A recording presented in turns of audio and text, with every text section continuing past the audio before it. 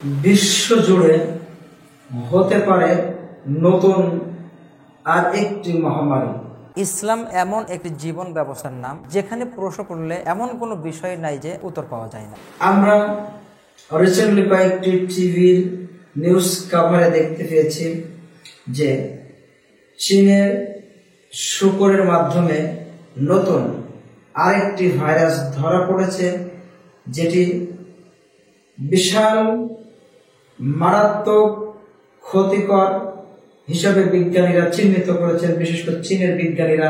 এবং তারা বলছেন যে এই ভাইরাসটা যদি শুকরে যেভাবে ধরা পড়েছে, শুকরের মাধ্যমে মানব সমাজে ছড়িয়ে পড়ে, তাহলে বিশাল আকারে মহামারী দেখা দিতে পারে। যে ভাইরাসের নাম তারা দিয়েছে G4EAAHINI, এই নাম তারা দিয়েছে। আর এখানে যে ফ্লু ভ্যাকসিন তারা আবিষ্কার করেছে, সেই ফ্লু ভ্যাকসিনেও কোনো কাজে আসছে না, কোনো উপকারিতা আসছে না। ইতিমধ্যে চীনে 1723 জন এই রোগে আক্রান্ত হয়েছে। অর্থাৎ যে ভাইরাসের নামটা বললাম G4EAAHINI, এই ভাইরাসে আক্রান্ত হয়েছে 1723 জন মানুষ। এই ভাইরাসটা মানব সমাজে ছড়িয়ে পড়লে মানব সমাজ বিশাল বিপর্যয়ের মধ্যে নিমজ্জিত হবে, বিশাল বিপর্যয়ের দিকে চলে যাবে। সুতরাং এই করোনা ভাইরাসের এমন একটি মুহূর্তে যদি আবার আল্লাহ এই গজব, এই ভাইরাসটা আবার আমাদের মধ্যে দিয়ে দেয়, আমাদের বাঁচার হয়তো পথ খুবই সংকীর্ণ হয়ে আসবে। সুতরাং সম্মানিত দর্শক শ্রোতা মণ্ডলী, বলবো আসুন না আমরা ফিরে আসি আল্লাহ সুবহানাহু ওয়া তাআলার দিকে। আল্লাহ সুবহানাহু ওয়া তাআলা বলেছেন, মা আসাবা মিন মুসিবাতিন, এমন কোন বিপদ বালা মুসিবত আসে না আল্লাহর অর্ডার ছাড়া, আল্লাহর অনুমতি ছাড়া।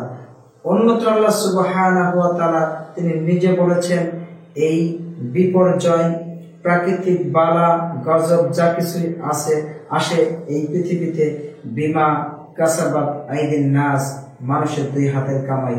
তো আমি বলবো সারা বিশ্বব্যাপী যে অশ্লীলতা, যে বেহায়াপনা, যে আল্লাহ দ্রোহিতা, মানব বিধ্বংসী কার্যকলাপ চলছে সারা বিশ্বে, মুসলিমদেরকে নির্বিচারে হত্যা করা হচ্ছে, মুসলিম শিশুদেরকে হত্যা করা হচ্ছে, মা বোনদেরকে ধর্ষণ করা হচ্ছে, ইজ্জত লুণ্ঠন করা হচ্ছে। আমরা যদি এখনো এই সকল ধ্বংসাত্মক কার্যকলাপ থেকে মদ, জোয়া, নেশা, গান বাজনা, বাদ্যযন্ত্র এইগুলোর থেকে ফিরে না আসি, তাহলে হয়তো একের পর এক এইভাবে বিপদ এসে আমরা ধ্বংস হয়ে যেতে পারি। তাই আসুন আমরা সতর্ক হই, আল্লাহর দিকে ফিরে আসি, আল্লাহকে ডাকে বেশি বেশি করে। All time we are remember the almighty of Allah. আমরা সবসময় আল্লাহকে স্মরণ করে চলবো। আল্লাহ, তুমি আমাদেরকে তোমার প্রাকৃতিক আসমানে জমিনের সকল প্রকার গজব বালা মুসিবত থেকে আমাদেরকে হেফাজত করো, আমিন। আসসালামু আলাইকুম ওয়া রাহমাতুল্লাহি ওয়া বারাকাতুহু।